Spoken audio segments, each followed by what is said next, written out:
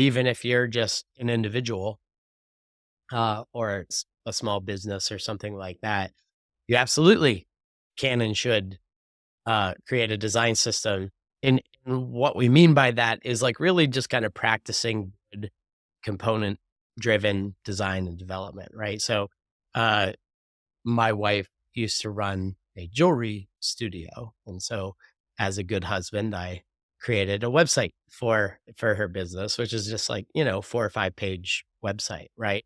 And by creating components just by way of creating the homepage. Like I had to create some like cards and like a hero area and sort of all that good stuff. So that was like 100% effort to build that homepage template. And then I sort of moved into her kind of like collection page. And it's no longer 100% effort because, oh, I actually am able to reuse that card on this page. But then I also need to create maybe 80% of the rest of it.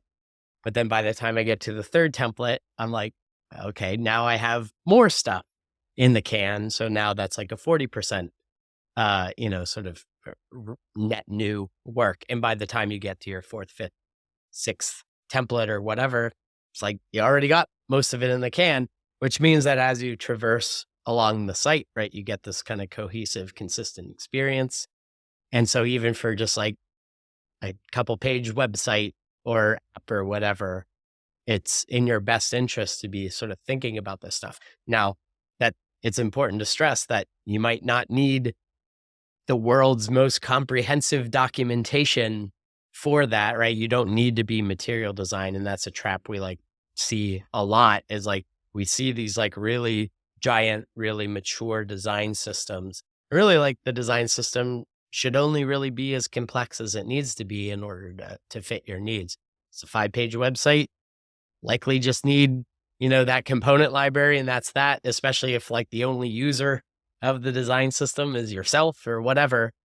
But as the needs grow, as the products grow, as like the people working on it grows, that's when you kind of need to, out of necessity, start to get a little bit more, disciplined, deliberate, document things more, make sure that things are a little sturdier, right? So it's like as the needs grow, the system grows. But always, I'd say that it's there's a concept called Gall's law, which is that a complex system can't be just born out of the ether.